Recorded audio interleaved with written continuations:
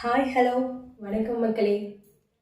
நான் இன்னைக்கு ஒரு முக்கியமான விஷயத்தை பற்றி தான் உங்ககிட்ட ஷேர் பண்ண வந்திருக்கேன். எதுவும் உங்களுக்கு தெரியாத விஷயம் இல்லைங்க, எல்லாம் தெரிஞ்ச விஷயந்தான். அதை பற்றி ஆழமாக இன்னைக்கு பேசணும் தான் இன்னைக்கு இந்த வீடியோ. ஒன்றும் இல்லைங்க, Pollachi issue, Kallakurichi issue, Delhi issue, இப்போது கொல்கத்தா இஷ்யூ. அதான் சொன்னனே உங்களுக்கு தெரியாத விஷயம் கிடையாது அப்படின்னு.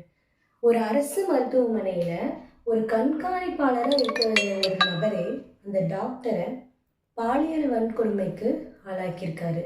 அது மட்டும் இல்லாமல் சித்திரவதைகளை கொடுத்து கொலையும் பண்ணியிருக்காரு. இது எப்படிங்க?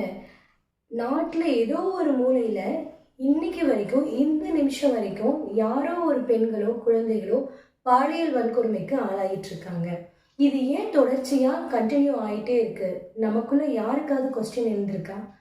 அதுக்கு முக்கியமான காரணமாக நான் என்ன நினைக்கிறேன் அப்படின்னா, அரேபிய நாட்டில் ஐக்கிய நாட்டிலெல்லாம் பாலியல் வன்கொடுமைக்கு ஆளாக்குற பெண்களை யார் சித்திரவதைக்கு உண்டாக்குறாங்களோ அவங்களுக்கு மிக மிக கொடுமையான தண்டனைகளை வழங்குறாங்க. ஆனால் நம்ம தமிழ்நாட்டில் இந்தியாவில் அந்த மாதிரி ஒரு ஆக்ட் இன்னும் கொண்டு வரலன்னு தான் நான் நினைக்கிறேன். அதனால தான் தொடர்ச்சியாக இது போயிட்டு இருக்கு. மௌமிதாக்கு நடந்த இந்த பெரிய இஷ்யூ கண்டிப்பாக ஒரு நீதி இருக்கணும்.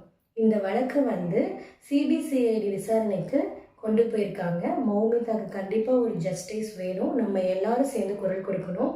இந்த விஷயத்த நான் உங்ககிட்ட ஷேர் பண்ணிக்கிறதுக்கு முன்னாடி ஒரு தடவைக்கு 100 தடவை யோசிச்சு தான் பண்ணேன். ஏன்னா இது மக்கள்கிட்ட எப்படி போய் சேரும், நான் பேசுறது சரியா தப்பா, இந்த மெசேஜை எப்படி கொண்டு போய் சேர்க்கிறது.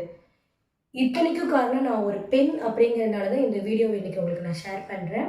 இந்த விஷயம் தொடரக்கூடாதுன்னு நீங்கள் நினச்சிங்க அப்படின்னா எல்லாரும் இந்த வழக்குக்கு குரல் கொடுங்க. கண்டிப்பாக மௌமிதாவுக்கு ஒரு நீதி கிடைக்கணும். எல்லாரும் ஷேர் பண்ணுங்கள்.